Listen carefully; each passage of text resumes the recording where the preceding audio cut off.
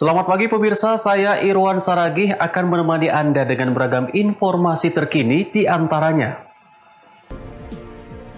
Sepasang kekasih pengedar sabu diringkus Satres Narkoba Polrestabes Medan. Jalan Nasional Dairi Medan putus total. Pemkab Batubara bersama warga perbaiki dam irigasi. Selain cuplikan berita tadi, kami juga akan menghadirkan beragam informasi lain. Pemirsa, kita jelang sumut hari ini pagi selengkapnya.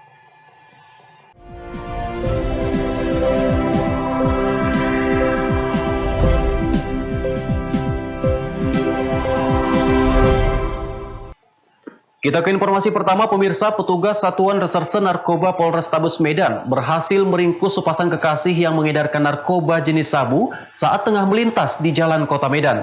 Selain tersangka, petugas juga tengah memburu bandar besar pemasok barang haram yang telah diketahui identitasnya. Petugas sempat terlibat aksi kejar-kejaran dengan mobil kedua tersangka sebelum akhirnya laju mobil tersangka dapat dihentikan. Petugas dengan sigap langsung membekuk kedua tersangka yang belakangan diketahui berstatus sebagai sepasang kekasih. NN warga Jalan Karya Cilincing, Kecamatan Medan Barat, dan RS warga Indragiri Hulu Riau tidak berkutik saat dibekuk petugas dari kendaraan pribadinya dengan nomor polisi BK1687LT di Jalan AR Hakim, Kota Medan, Sumatera Utara. Aksi keduanya diketahui petugas saat para tersangka diduga hendak melakukan transaksi narkoba jenis sabu. Saat dilakukan penggeledahan, petugas menemukan sebuah bungkusan mencurigakan yang berisi narkotika jenis sabu seberat 750 gram, berikut uang tunai 25 juta rupiah. Kini sepasang kekasih ini mendekam di dalam tahanan Mapolrestabes Medan untuk mempertanggungjawabkan perbuatannya. Adanya rencana transaksi narkoba yang dilakukan tersangka dengan calon pelanggannya. Kemudian pada saat menuju ke TKP, setelah mendapat informasi yang akurat tentang ciri-ciri baik kendaraan maupun ciri-ciri tersangka, anggota langsung melaksanakan penindakan, langsung menghadang kendaraan, terus mengamankan, menggeledah kendaraan, dan ditemukan barang bukti sabu, kemudian uang senilai 25 juta, untuk sabunya sekitar 750 gram. Itu Bang, tersangka ini baru pertama kali ditangkap atau udah pernah Bang? Baru pertama kali ditangkap. Ancaman hukuman Bang? Ancaman hukumannya 5 tahun penjara minimal terkait dengan kepemilikan barang bukti berupa sabu tersebut. Keduanya dijerat pasal 132 Undang-Undang Republik Indonesia nomor 35 tahun 2009 tentang narkotika dengan ancaman hukuman mati atau 20 tahun penjara. Saat ini petugas juga tengah memburu bandar besar pemasok barang haram tersebut. Wahyu Pratama melaporkan untuk Evarina TV. Sementara itu pemirsa, aksi viral di media sosial tersangka pencuri kotak amal Masjid Al-Amin Jalan Bilal Dalam, Gang Surya, Kecamatan Medan Timur, Sumatera Utara, akhirnya ditangkap polisi. Petugas terpaksa menembak kedua kaki tersangka hingga tersungkur karena melawan saat hendak ditangkap. Penangkapan tersangka setelah petugas melihat rekaman video CCTV saat residivis spesialis kotak amal ini melakukan aksinya membobol kotak amal masjid dan mengambil uang jutaan rupiah dari dalam kotak amal tersebut. Tersangka ditangkap di kediamannya di Jalan Rahmat, Medan Denai, Sumatera Utara. Saat ditangkap, tersangka IHH melawan dan berusaha merebut senjata api milik petugas. Petugas terpaksa menembak kedua kaki tersangka hingga tersungkur. Dari penangkapan tersebut, petugas berhasil menyita barang bukti pakaian, tas, dan tak yang digunakan tersangka saat beraksi. Sementara sepeda motor sport yang digunakannya kini masih dalam pencarian. Dalam keterangan resminya, Kapolsek Medan Timur Kompol M. Arifin mengatakan, pelaku sudah 2 kali melakukan aksinya mencari uang dalam kotak infak masjid. Tersangka berdalih uang hasil kejahatannya digunakan untuk biaya perobatan anaknya yang sakit. Yang memang residivis pencurian kotak infak yang telah viral di media sosial. September kemarin, 6 Januari 2001, sekitar pukul 15 kita lakukan penangkapan terhadap tersangka IAH yang beralamat di Jalan Menteng Raya, Kecamatan Medan Benai. Pada saat pengembangan, beliau melakukan tugas mengambil senjata petugas, kita lakukan tindakan tegas dan terukur. Pak, sudah seberapa sering nggak pencurian kotak amal? Dari pengakuannya pertama masih 2 melakukan pencurian kotak infak, namun kita akan dalami lagi dan pencarian barang bukti sepeda motor yang digunakan. Ya, residivis Pak. Aksi pencurian kotak amal Masjid Al-Amin terjadi pada Kamis lalu, persisnya pada akhir tahun 2020. Dengan mengendarai sepeda motor, pemain tunggal ini berpura-pura ingin sholat. Melihat kondisi sepi, dengan menggunakan tang tersangka merusak gembok kotak amal dan mengambil uang yang ada di dalam kotak amal senilai 3,2 juta rupiah. Wahyu Pratama melaporkan untuk Eva Rina TV.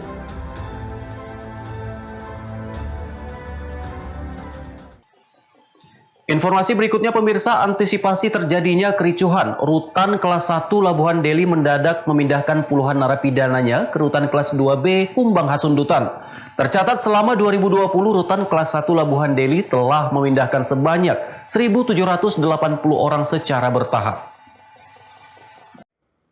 Selain mengantisipasi kericuhan, pemindahan narapidana rutan kelas 1 Labuhan Deli ini juga bertujuan untuk mengantisipasi penyebaran COVID-19 di dalam rutan akibat over kapasitas.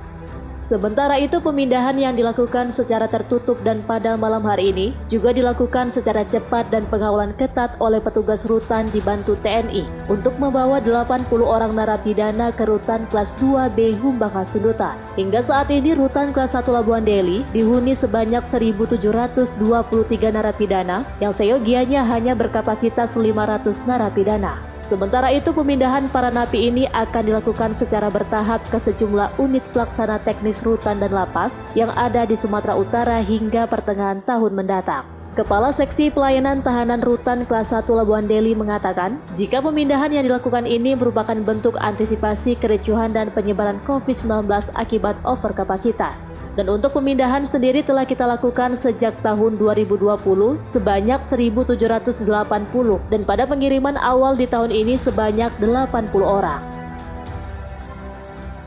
Untuk pengiriman sendiri terkait dengan untuk masalah overkapasitas yang dimana rutan saat ini sudah di penghuni 1.721. Jadi untuk mencegah terjadinya gangguan kamtip, keamanan ketertiban, Bang. Bang, rencananya untuk pengiriman ini akan dilakukan sampai kapan dan total jumlah yang akan dikirim berapa banyak warga binaan, Bang? Untuk total di tahun kemarin, di tahun 2020 kita sudah mengirimkan 1.780 dan untuk di tahun ini awal tahun pertama kali kita pengiriman, nanti kita akan mengirim bertahap.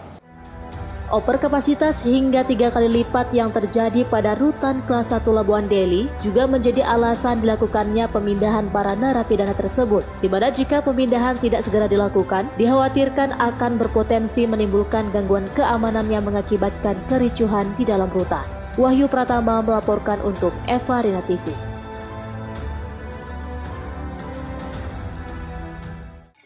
Sumut hari ini masih akan kembali sesaat lagi, tetaplah bersama kami.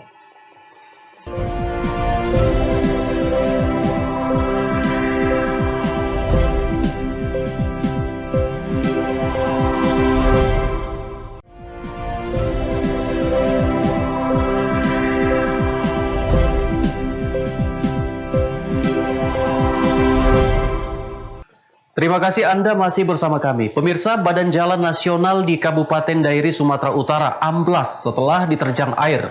Akibatnya jalur Sidikalang menuju Kota Medan pun putus total dan tidak dapat diakses. Petugas kepolisian Resort Dairi melakukan rekayasa arus lalu lintas mengantisipasi kemacetan kendaraan.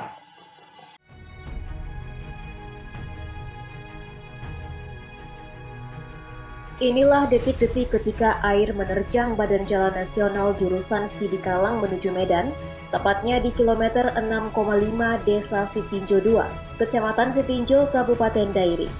Tidak hanya merusak badan jalan, air juga merusak bangunan yang ada di tepi badan jalan. Beruntung tidak ada korban jiwa dalam peristiwa ini.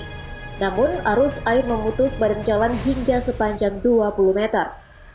Peristiwa putusnya badan jalan ini terjadi saat petugas dari Kementerian Pekerjaan Umum Perumahan Rakyat, Direktorat Jenderal Bina Marga Wilayah Sumatera Utara akan melakukan perbaikan badan jalan yang amblas.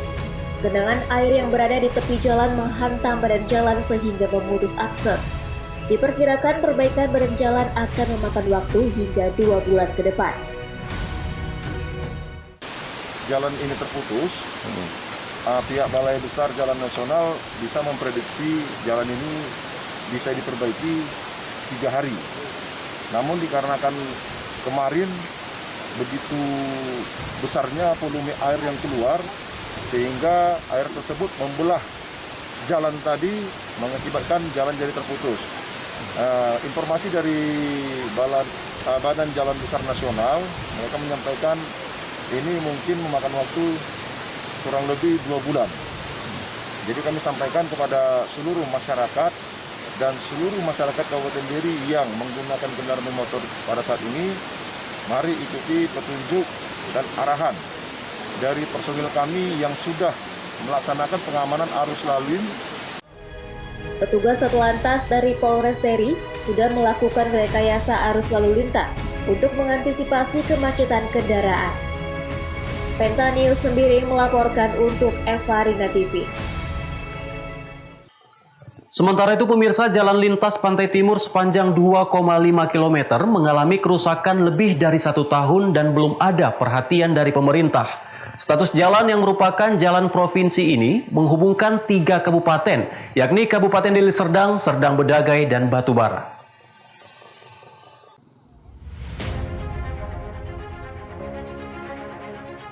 Beginilah kondisi jalan lintas Pantai Timur yang berada di Dusun 5, 6, dan Dusun 10, Desa Kota Pari, Kecamatan Pantai Cermin, Kabupaten Serdang Bedagai, Sumatera Utara, yang mengalami kerusakan. Terdapat lubang besar di badan jalan sehingga meresahkan pengguna jalan yang melintas. Hal tersebut juga menghambat perekonomian warga. Jalan tersebut ramai dilintasi pengguna jalan untuk mengangkut hasil bumi dari Serdang Bedagai ke Deli Serdang dan serta ke Kota Medan. Selain itu, jalan ini merupakan akses menuju objek pariwisata bahari yang ada di Kabupaten Serdang Bedagai. Menurut keterangan Kepala Desa Kota Pari, pemerintah desa melalui dinas terkait telah mengajukan permohonan kepada Gubernur Sumatera Utara. Namun sampai saat ini belum ada perbaikan dari Dinas PUPR Provinsi Sumatera Utara.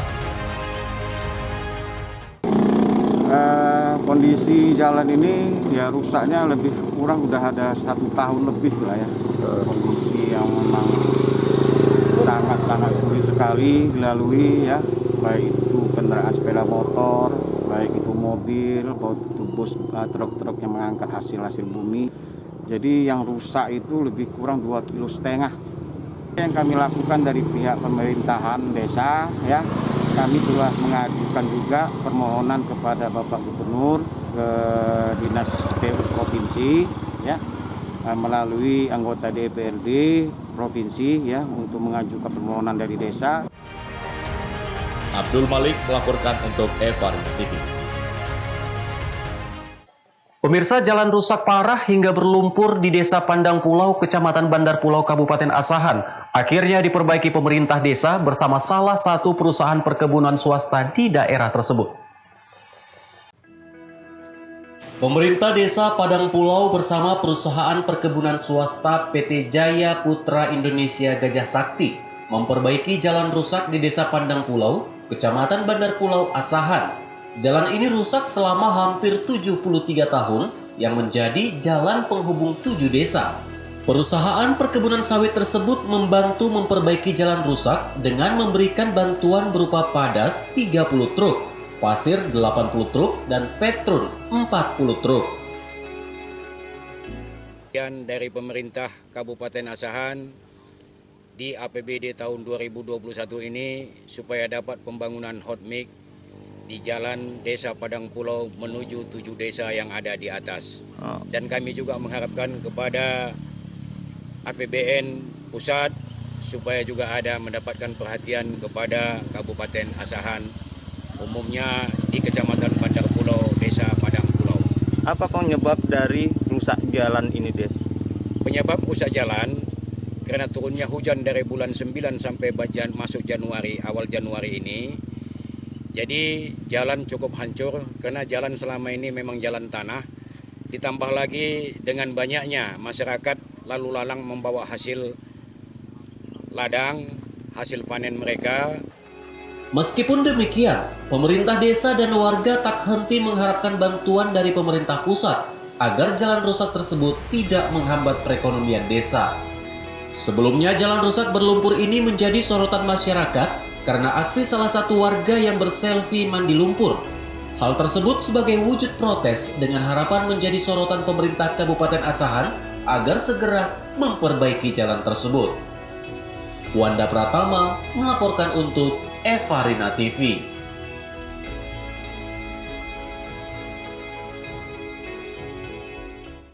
Sumut hari ini masih akan kembali sesaat lagi, tetaplah bersama kami.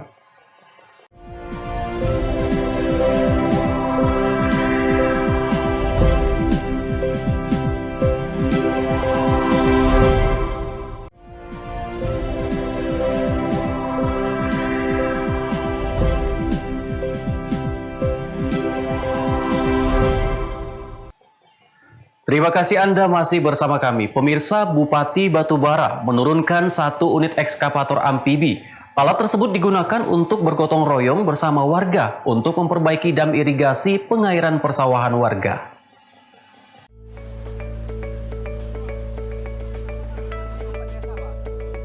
Bupati Batubara Zahir didampingi Kepala Dinas PUPR serta Camat dan Ketua PAC PDI Perjuangan bergotong royong memperbaiki dam irigasi pengairan persawahan warga.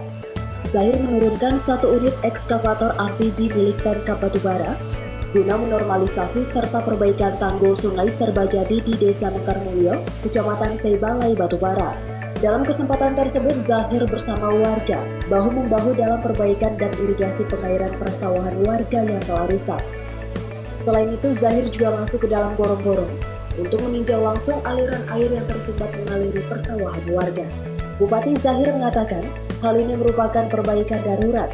Nantinya pemerintah akan memperbaiki secara utuh terhadap dam irigasi yang sudah lama dibangun sebelum pemekaran kabupaten. Ada dam Serbajadi yang tidak bisa membagi air untuk mengairi musim tanam di tahun 2021 ini. Nah, ternyata ini dam sudah 30 tahun. Ya, 30 tahun zaman Asahan, zaman kita masih Asahan, ini dibangun. Wajar memang sekarang sudah harus diperbaiki. Ya, supaya para petani yang mengairi dam ini bisa melakukan bercocok tanam, karena padi merupakan komoditi andalan di Kabupaten Batubara. Nah, tentu hari ini kita buat darurat dulu, ya darurat dengan membendung pakai alat berat kita. Alhamdulillah PU Batubara sudah memiliki amfibi. Ya. Kami sebagai masyarakat, lebih masyarakat itu satu Mekarmulyo, sangat mengucapkan syukur kepada Bapak Bupati karena beliau langsung terjun ke lapangan dan untuk memperhatikan kami petani-petani yang ada di desa ini karena dia berjiwa sosial terhadap masyarakat. Taufik melaporkan untuk Evarina TV.